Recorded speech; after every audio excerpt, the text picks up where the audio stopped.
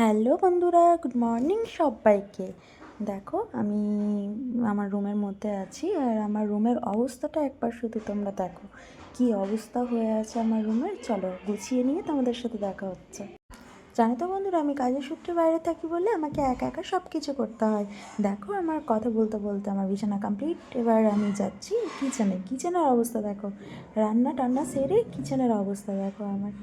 চলো কিচেনটাও গোছানো যাক। জানো তো বন্ধুরা, একা একা কাজের সূত্রে থাকতে গেলে না সব কিছুই করে নিতে হয়। বাড়িতে তো একটাও কিচ্ছু করতাম না।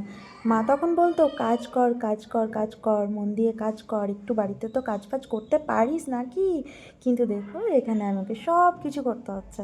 এখানে আমি রান্না করে নিয়েছিলাম সয়াবিন আলুর তরকারি, ভেন্ডি আলু ভাজা, ভাত। এটাই আজকে ছিল মেনু। তো দেখো আমার কিচেনও কমপ্লিট হয়ে গেছে। তোমাদের সাথে কথা বলতে বলতে কিচেনটাও আমার একদম রেডি। তো চলো।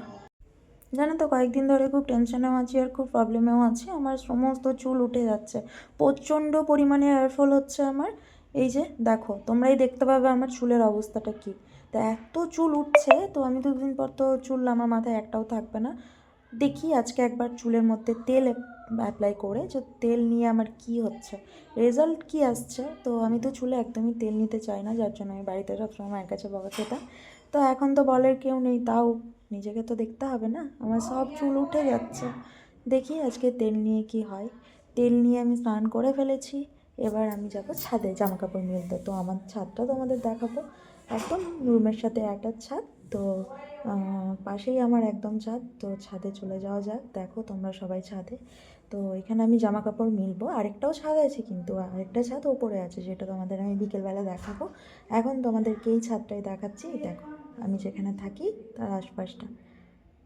তো তোমাদের কি প্রবলেমটা হয়, এই চুলের সমস্যা কেন হচ্ছে? এই ব্লগটা এই পর্যন্ত। চলো দেখা হচ্ছে নেক্সট ব্লগে।